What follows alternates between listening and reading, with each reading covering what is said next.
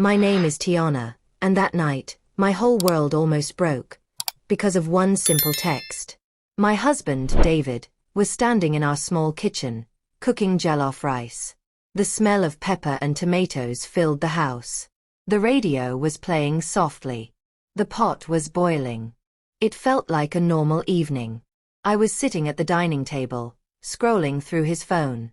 Not because I was spying. Or at least that's what I told myself. I'm just changing your music, babe, I said, smiling. David looked over his shoulder and laughed. Please don't put those sad songs again, he joked, stirring the pot. I smiled back. The smile of a woman who had been trying very hard to trust her husband again. Then it happened. A message popped up at the top of the screen. From a name that made my heart jump. Melissa, work. And under it, the words that froze my blood. I miss you. My fingers turned cold. My throat went dry. For a few seconds, I could not move. I looked up at David. He was still cooking, humming to the song on the radio, like nothing was wrong. Like his coworker had not just sent him a message that sounded like a secret. I stared back at the phone. The message stayed there, bright and bold, waiting. My heart was beating so loud I could hear it in my ears. Why is she saying she misses my husband? I thought. What does she miss? Before I even knew what I was doing, my thumb tapped the message. The chat opened. I saw more messages. Flirty jokes. Late-night texts. Thank you for today. You always make my day better. You understand me more than anyone.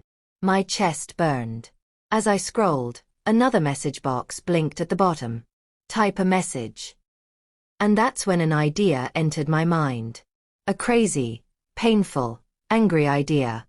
If she wanted my husband so badly, if she missed him so much, then let her come. Let her stand in front of me. Let her explain herself to my face. My fingers moved on their own. I typed, "Come over." I stared at the words for a second. My hand was shaking. Then, before my brain could stop me, I hit send. The message flew. Delivered. Read. My heart dropped. At that moment, I am not just a wife. I am a woman sitting in front of you, telling you how one text almost destroyed my marriage. Before I continue, please click the subscribe button, like this video, and turn on the notification bell so you don't miss more powerful and emotional stories like mine. And tell me in the comments where you are watching from, your country, your city, so I know who is sitting with me in this moment. Now, let me tell you how we got here. Months before that text, my life looked perfect from the outside. I was 32, a mother of one little girl named Zoe, and I thought I had married my best friend. David and I laughed a lot. We used to stay up late, talking about our dreams. But slowly, things started to change. It began with overtime. "Babe, I have to stay late at work. We're closing a big project," David would say. Then it was weekend calls. "Sorry, they need me at the office. I'll be back soon." Soon became late. Late became tired. Tired became silent. When he came home, he was always exhausted. Too tired to talk. Too tired to play with Zoe. Too tired to really look at me. I would ask, "Is everything okay at work?" He would kiss my forehead and say, "Everything is fine. I'm just stressed. Don't worry." But I did worry. I worried when he started holding his phone a little closer. I worried when he laughed at messages and turned the screen away. I worried when he put his phone face down on the table instead of face up like before. One night, I asked him directly, "David, are you talking to someone else?" He frowned. "Why would you ask that?" "You're different," I whispered. "You're always on your phone. You don't talk to me like before." He sighed and pulled me close. "I'm just tired, Tiana. Work is a lot. Don't think like that. I love you. You are my wife. You're the mother of my child." I wanted to believe him. So I did. I told myself I was just being insecure. But then I heard the name, Melissa. He mentioned her casually. She's new at the office. She joined my team. I shrugged it off at first. Everybody has coworkers. But little signs started to pile up. One evening, we were in the living room. David was on the phone, smiling. I walked in, and his smile fell a little. He said, "Yeah, I'll call you back. My wife just came in." My heart pricked. "Who was that?" I asked. He answered too quickly. "Oh, just someone from work." I asked, "Melissa?" He froze. Just for a second. A small second. But I saw it. Then he laughed. "Why are you asking like that?" "Yes, it was Melissa. We're planning something for the office party." His answer sounded light, but something heavy sat in my chest. After that, I started hearing her name more. "Melissa did this at work today." Melissa said the funniest thing. Sometimes, it felt like she was a silent guest in our home. Her name in his mouth. Her jokes in his stories. One afternoon, I went to his office to surprise him with lunch. I wore a nice dress. I even put on lipstick, which I rarely did. When I walked in, I saw a woman standing close to him at his desk. They were both laughing at something on his laptop screen. She was pretty. Not movie star pretty, but soft pretty. Curly hair in a bun. Simple earrings. A calm smile. The kind of woman people find easy to talk to. I knew it was her before he even said it. "This is Melissa," he said, almost proudly. "The one I told you about." She smiled at me and stretched out her hand. "Oh, you must be Tiana. I've heard so much about you." I shook her hand and smiled back, but my heart was not smiling. I watched the way she looked at him. I watched the way he looked at her when he thought I wasn't watching. Nothing big. Nothing you could point at and say, "See, that's cheating." Just something. A feeling. A small storm building in a clear sky. That night, when we got home, I asked, "Do you talk to Melissa outside work?" He shrugged. "Sometimes, when we're talking about office things." "Why?" "Just asking," I said. But inside I wasn't just asking. Inside, I was screaming. So when I sat at the dining table that night, and his phone was beside me, and he was busy cooking in the kitchen, my mind was not clean. I told myself, "You're only changing the music." But my heart knew the truth. I wanted to see. I wanted to know.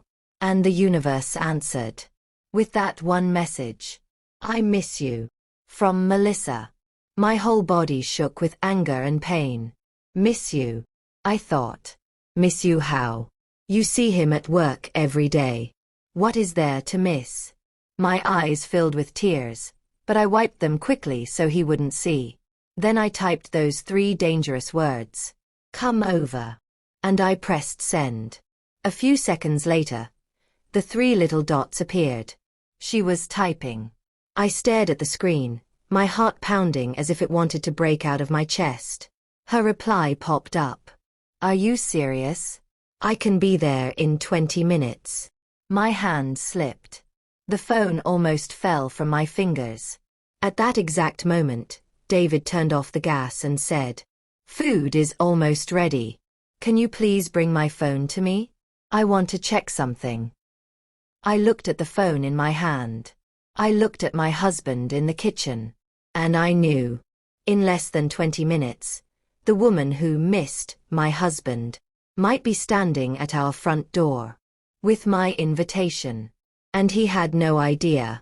I stood up slowly, holding his phone, my mind racing, my heart beating fast, as I walked toward him. Not knowing if I should tell him what I had done. Or wait. For the knock on the door. I stood in the kitchen holding David's phone, my heart shaking like a leaf in the wind. "Babe." David called out. "Did you find my phone?" "Yes," I said, forcing my voice to sound normal. I walked over and handed it to him. My fingers brushed his. and for a moment, I felt sick. He smiled at me. "Thank you." Just like that, he took the phone and put it in his pocket, without checking it, without knowing what I had done. I turned away quickly, pretending to be busy with the plates. My head was spinning. 20 minutes. That's what her message said. 20 minutes until everything changed. We sat down to eat like a normal family. David served the food. Zoe clapped her little hands. The radio still played softly in the background. Everything looked peaceful. But inside me, a storm was growing. David talked about his day. Zoe talked about her school. I nodded, smiled, and answered when needed. But I wasn't really there. I kept counting in my head. 5 minutes gone. 7 minutes gone. My eyes kept drifting to the front door. David noticed. "You okay?" he asked. "You're quiet tonight." I swallowed. "I'm fine," I said. "Just tired." He reached across the table and squeezed my hand. "You work too hard. After dinner, go rest. I'll clean up." Guilt punched me in the chest. This was the man I loved. The man who cooked for his family. The man who held my hand. And maybe, the man who was hiding something big from me. After dinner, I washed the dishes even though he told me not to. I needed something to do. My hands needed to move, or I would break down and scream. Suddenly, ding. A notification sound. David's phone. My heart jumped to my throat. David picked it up quickly.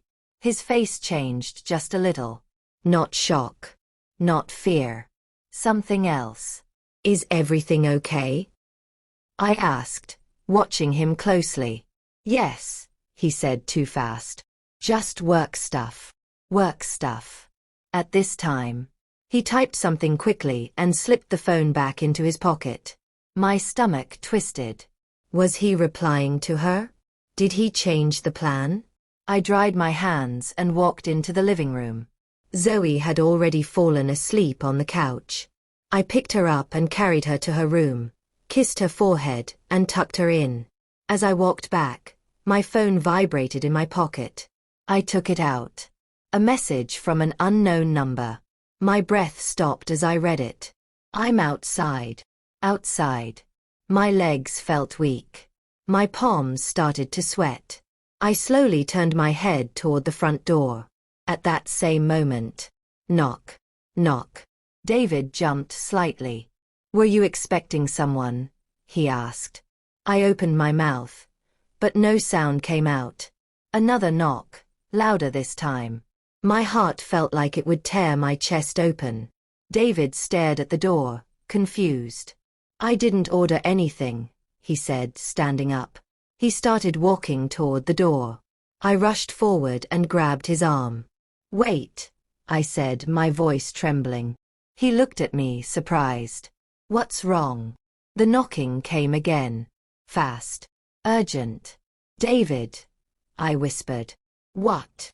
Before I could answer, the doorbell rang. And whoever was on the other side was about to step into our lives forever. The doorbell rang again. Long. Sharp. David gently pulled his arm from my grip and frowned. "Tiana, you're scaring me," he said. "Who is that?" I shook my head slowly. I don't know," I lied. That lie tasted bitter in my mouth. David walked to the door. Every step he took felt like a hit to my heart. I followed him, each breath heavy, my legs weak. He placed his hand on the doorknob. I whispered, "David, wait." He turned to look at me. "What's going on?" he asked. Before I could speak, the knocking came again, stronger this time. David opened the door. And there she was. Melissa. Standing on our doorstep. She was wearing jeans and a light jacket. Her hair was down this time, not in a bun like at the office. She looked neat. Calm. Familiar. Like this was not her first time coming here. The moment her eyes met David's, her face changed. Her smile faded. Her eyes widened. "Oh," she said softly. I thought. She stopped talking when she saw me standing behind my husband. The hallway felt too small, too quiet. David froze. Melissa, he said, shocked. What are you doing here? She swallowed. You told me to come over. My heart screamed. David turned slowly to look at me. What is she talking about? He asked. My hands were shaking. I replied to the message on your phone, I said quietly. Silence fell like a heavy stone. Melissa looked between us, confused now. You're his wife? She asked me. Yes, I replied. My voice was steady, but inside, I was breaking. And you're the coworker who misses my husband. David raised his voice. Tiana, this is not what you think. I laughed bitterly. Not what I think. I turned to Melissa. You texted my husband. I miss you. What did you mean by that? Melissa's face turned red. She looked at David, waiting, hoping for him to say something. He said nothing. That's what I thought, I said. Melissa sighed and stepped inside without asking. I think we should talk, she said quietly. This is a misunderstanding. A misunderstanding. David closed the door slowly behind her. No one invited us to sit. We all stood there, 3 adults, 1 broken truth. I didn't know you were married like this, Melissa said quickly. He never talks about home. David snapped. That's not true. I looked at him. Then why did she think it was okay to come to our house at night? He opened his mouth, then closed it again. Melissa hugged her arms around herself.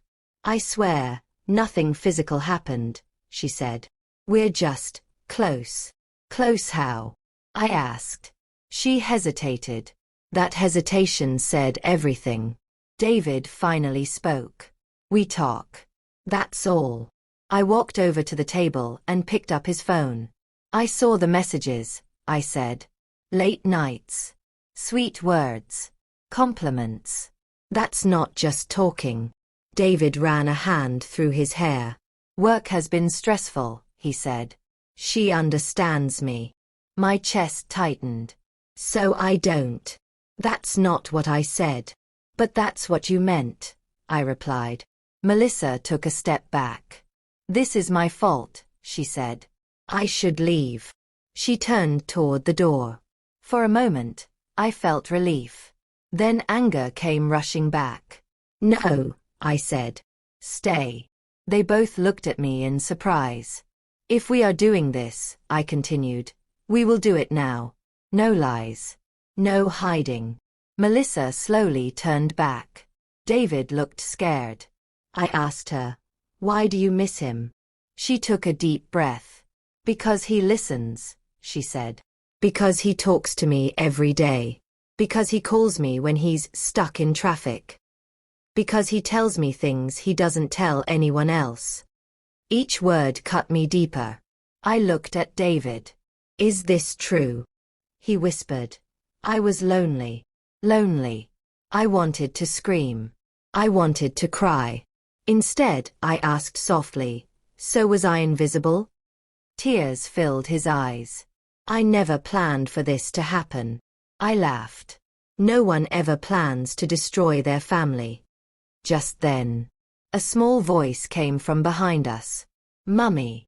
I turned quickly. Zoe stood in the hallway, rubbing her eyes. Why is there a stranger in our house?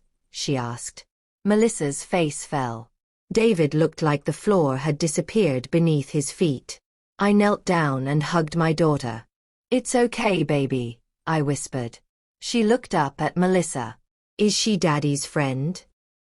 No one answered. The silence screamed. Zoe began to cry. I want Daddy, she said, holding on to me. David stepped forward. I'm right here. But she pulled away from him and buried her face in my chest. That broke something in him. Melissa wiped her eyes. I really should go, she said again, her voice shaking. I nodded. Yes, I said. You should. She moved toward the door. Before opening it, she turned to David one last time. "I didn't know," she whispered. "But I do care about you." Then she left. The door closed. The house felt empty. Too empty. David dropped onto the couch, his face in his hands. "I'm sorry," he said. I stood there holding our child, staring at the man I thought I knew. I wanted to believe his tears. I wanted to believe his apology. Then my phone vibrated in my hand. I looked down. A new message. From Melissa. It said, "There's something your husband still hasn't told you."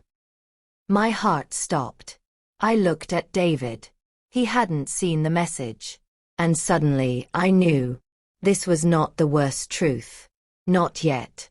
My eyes stayed locked on my phone. Those words burned into my mind. "There's something your husband still hasn't told you."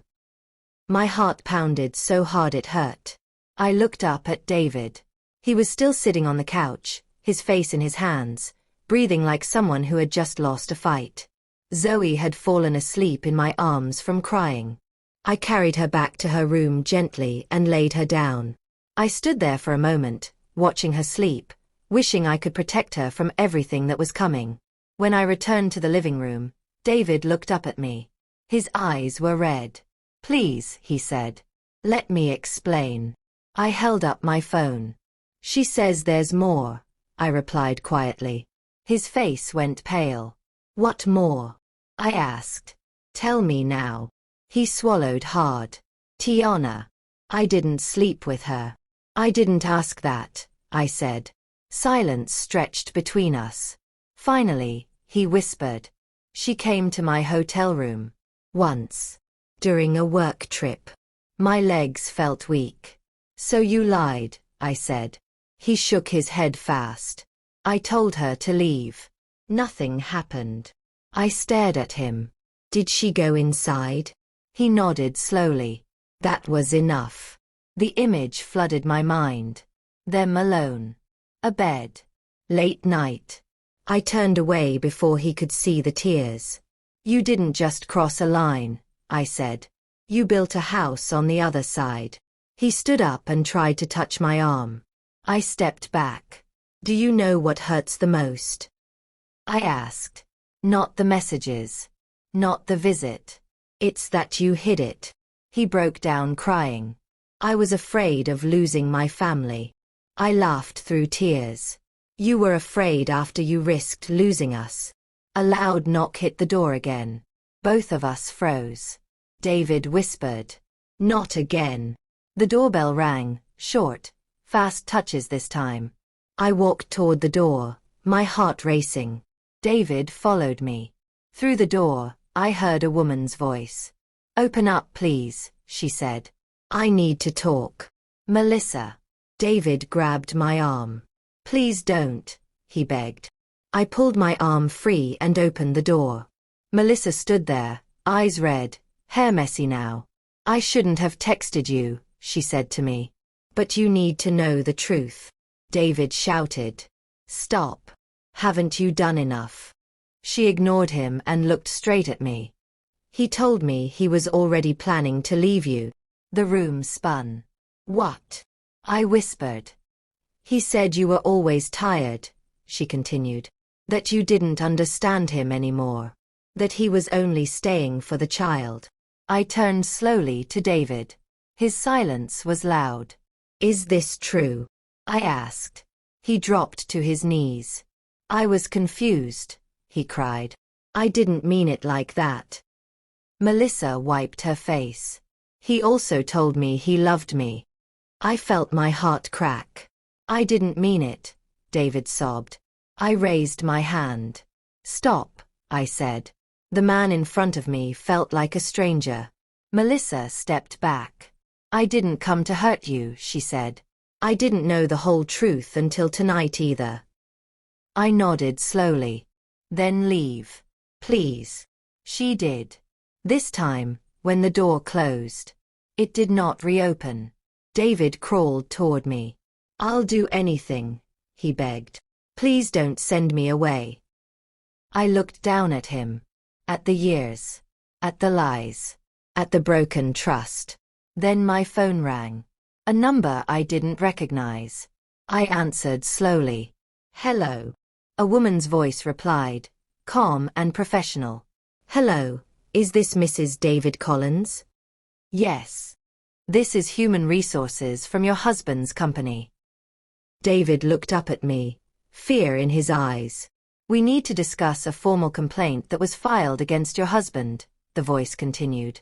My heart dropped. What kind of complaint? I asked. The woman paused before answering. One that involves Melissa. David whispered. No, no, no. I slowly lowered the phone, staring at the man I married, realizing another storm was coming. One bigger than us all.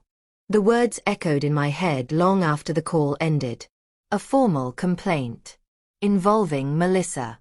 I lowered the phone slowly. My hand was shaking so badly I had to hold it with the other. David was still on his knees in front of me. His face had lost all color. What complaint? He whispered. Tell me what they said. I didn't answer him. I needed air. I needed space. I walked to the couch and sat down, my legs feeling like they didn't belong to me anymore. The living room felt smaller, like the walls were closing in. David slowly stood up and sat across from me. His voice was soft now. Please, just tell me. I finally spoke. Your office called. HR. He flinched. They said a complaint was filed, I continued. Something about Melissa. His mouth opened, but no sound came out. David, I said calmly.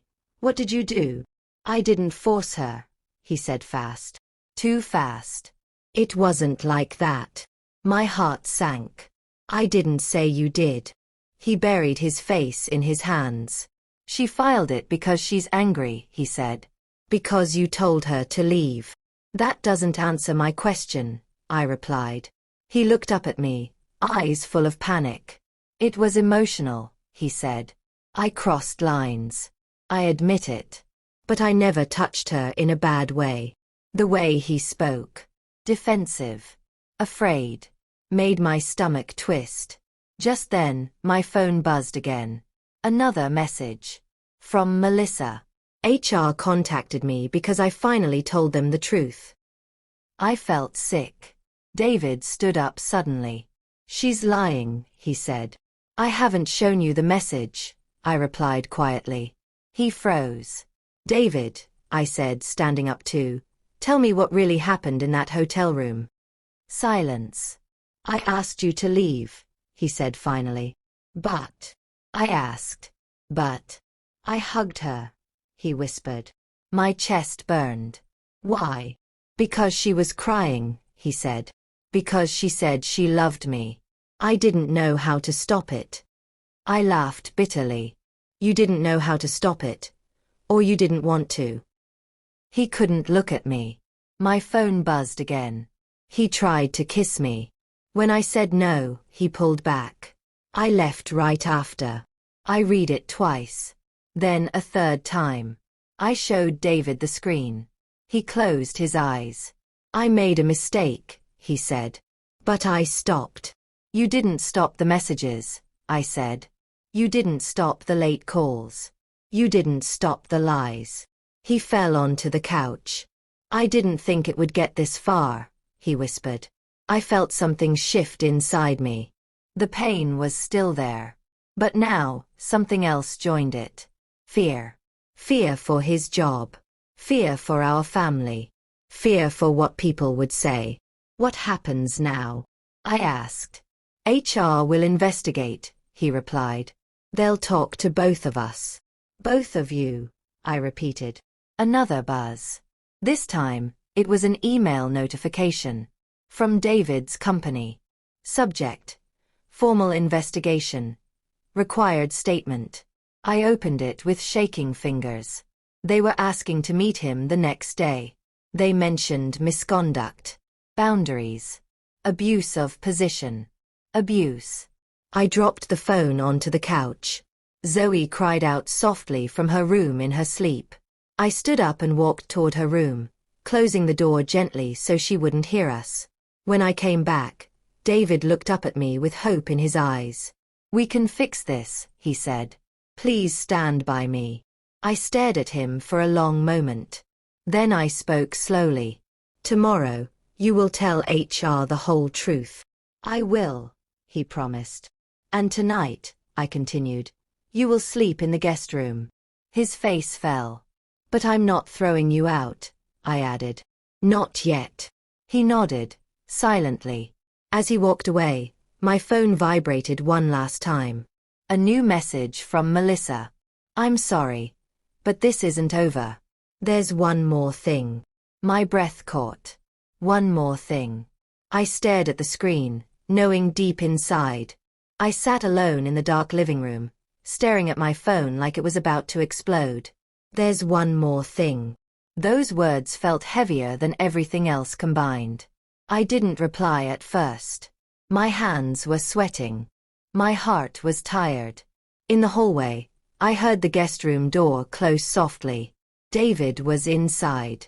Quiet. Ashamed. Afraid. For a moment, I thought about ignoring the message. Pretending I never saw it. Going to sleep and letting tomorrow handle itself. But lies don't disappear when you close your eyes. I typed back, slowly. "What is it?" 3 dots appeared immediately. She was waiting for me to ask. My phone vibrated. "I found out 2 weeks ago." My chest tightened. Found out what? Another message came before I could breathe.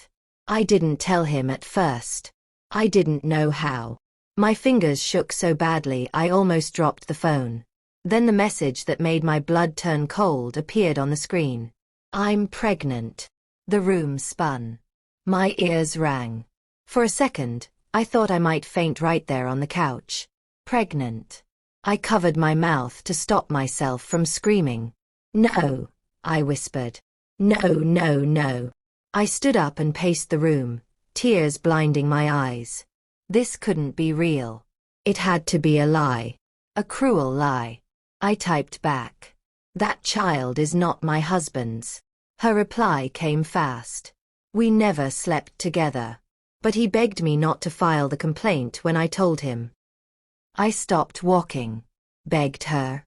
Another message. He said if his wife ever found out, it would destroy her. My knees went weak. So he knew. He knew there was something serious enough to beg over. And he still came home every night. Cooked. Ate with us. Looked me in the eyes. I heard the guest room door open. David stood at the end of the hallway, his face pale. He must have heard me pacing. "Are you okay?" he asked softly.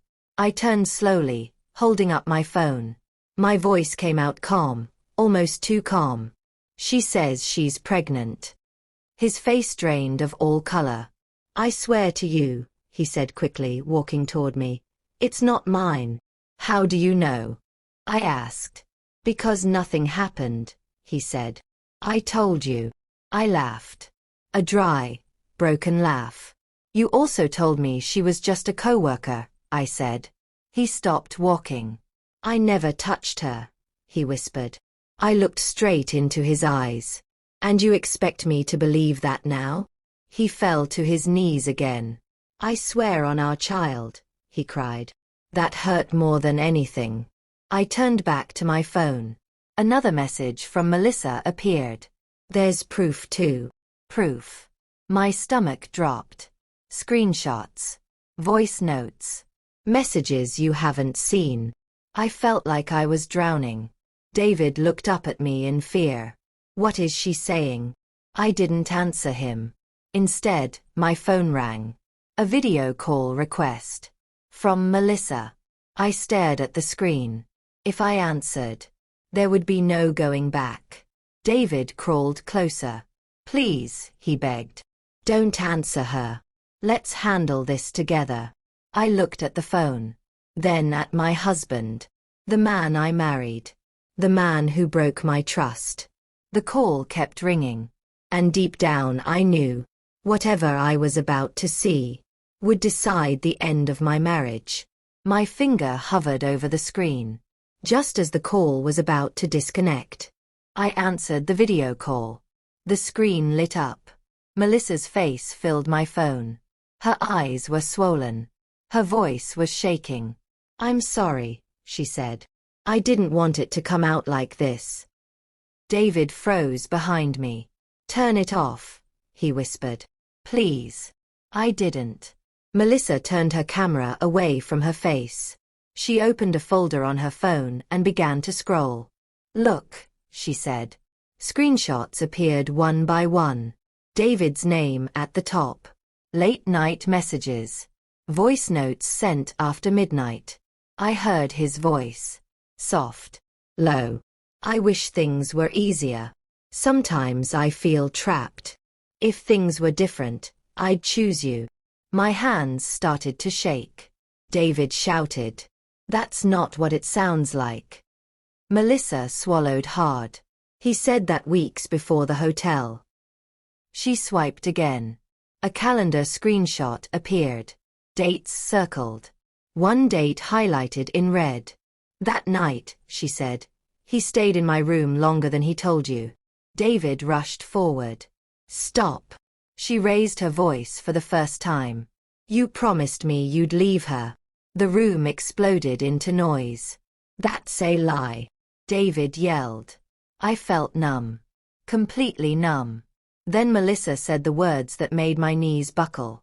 "I stopped protecting him tonight because I lost the baby." Everything went silent. "What?" I whispered. She nodded slowly, tears rolling down her face. "My doctor confirmed it yesterday." David collapsed onto the floor. "And HR knows," Melissa added. "They're calling back tomorrow. There's more evidence." My stomach dropped. "More?" I asked. She hesitated. "From someone else." My heart skipped. Someone else. Before she could explain, a loud knock hit our front door. 3 hard knocks. Not soft. Not polite. David looked up in fear. "It's too late," he whispered. The knocking came again. Urgent. Final. And a voice called out from outside. "David Collins. This is corporate security. Open the door." My phone slipped from my hand. The past, the lies, the secrets. They had all caught up to us. And I knew. The knocking did not stop. David stood frozen in the middle of the living room. His face looked empty, like someone who already knew the ending. "Tiana," he whispered. "Please, let me explain everything." I wiped my tears and took a deep breath. My heart was tired of breaking. "Open the door," I said calmly. He looked at me in shock. "What?" "Open it," I repeated. "No more running." David walked to the door with slow steps and opened it. 2 people stood outside. One man in a dark suit. Another in a plain jacket. "Mr. Collins," the man said, "we need you to come with us." "For what?" David asked, his voice shaking. "For questioning," the man replied. Zoe cried out from her room. "Mummy." That sound cut deeper than anything. I rushed to her room, hugged her tight, and whispered, "I'm here, baby. I'm not going anywhere." When I came back, the men were waiting. They told David he was being placed on immediate leave from work. They told him the investigation was serious. They told him he needed a lawyer. He looked at me with wet eyes. "I'm sorry," he said. "I never meant to hurt you." I nodded slowly. "I know," I replied. "But you did." He walked out the door with them. The house fell silent. I sat on the couch alone, holding David's phone, the same phone that started everything. I opened the chat one last time and looked at the message I had sent. "Come over."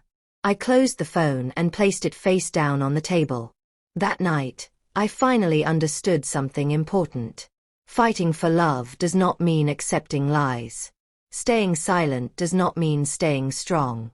And sometimes, inviting the truth in is the only way to survive it. I looked into the camera now, my voice soft but firm. If you've ever trusted the wrong person, if you've ever ignored the signs, you are not alone. Backhand index pointing right. Please like this video if this story touched you. Backhand index pointing right. Subscribe for more real, powerful, and emotional stories. Backhand index pointing right. Turn on the notification bell so you never miss an uploading story. Backhand index pointing right and comment below. Where are you watching from? Because your story matters too.